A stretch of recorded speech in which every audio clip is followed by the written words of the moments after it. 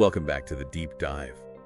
Today we're really asking, how did this book, 1984, written way back in 1949, how did it become such a chilling mirror for our world now? It's quite something, isn't it? The staying power. Exactly. So we're peeling back the layers today. We want to understand its literary genius, sure, but also that blueprint for control it lays out. And why it still feels so relevant, so loud, maybe louder than ever for you listening. Okay, so let's get into Oceania, this world Orwell built.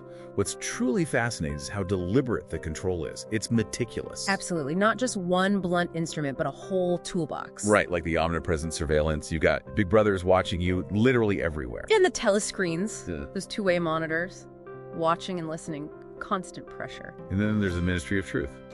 I mean, the irony in the name, constantly rewriting history. Pushing those bizarre slogans like, war is peace, complete contradictions. Which ties into maybe the most chilling part, weaponizing language itself with newspeak. Ugh. Newspeak. Designed to make rebellious thoughts, anti-INGSOC thoughts, actually, literally unthinkable, as Orwell put it. And doublethink alongside that. Yeah. Forcing people to just accept flat-out contradictions. Yeah, and what's really key here, I think, is the synergy, how it all locks together. I mean, it's not just separate tools. Exactly. It's a closed loop of control, like a psychological cage. The surveillance informs the propaganda from the Ministry of Truth, which then shapes the language through newspeak, which makes independent thought harder, which, reinforces the need for surveillance. It feeds itself. Wow, a feedback loop. Precisely, and you can see Orwell's own experiences feeding into this, can't you? His time as a policeman in Burma, what he saw in the Spanish Civil War. Right, the totalitarian tactics he witnessed firsthand. It gives the book that grim realism, even the small details, like the bad food, the shortages. That was apparently like his life in wartime London. He called it a beastly book himself. Meaning like deeply unpleasant to write, you mean? Yeah. Reflecting his own distress. Yeah, I think so. He was quite ill when writing it, too. You feel that anguish. That psychological cage, though. Let's circle back to newspeak. Making thoughts unthinkable just by removing words. How does that actually, work on the mind? Well, it's terrifyingly simple, in a way. If you eliminate the words for concepts like freedom or rebellion or even individuality, how do you form the idea? How do you even articulate dissent, even to yourself? The vocabulary literally shrinks your mental world. And doublethink pushes that even further. Oh, absolutely. It's the forced ability to hold two contradictory beliefs at the same time and accept both. So not just hypocrisy. No, it's more active, a kind of deliberate self-deception. The party says 2 + 2 = 5, and you make yourself believe it even while knowing it's false. Reality becomes whatever the party dictates. Chilling. And beyond these tools, the writing itself, immersing you in Winston's head. Yes, that's Orwell's genius. You feel Winston Smith's paranoia, his flickering hope. It makes the warning visceral, not just some abstract theory. Which inevitably brings us to today.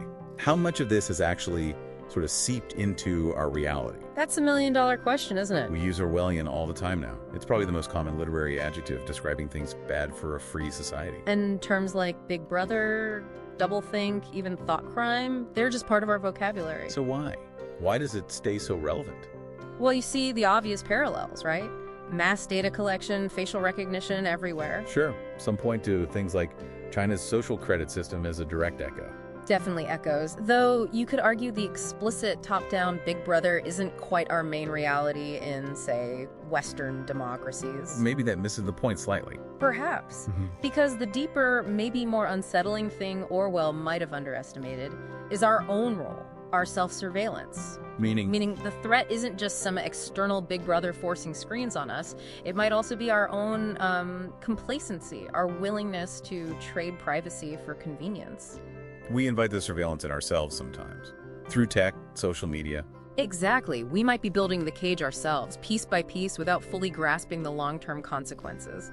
It's less overt, perhaps, but maybe just as dangerous. So ultimately, 1984 isn't just a story.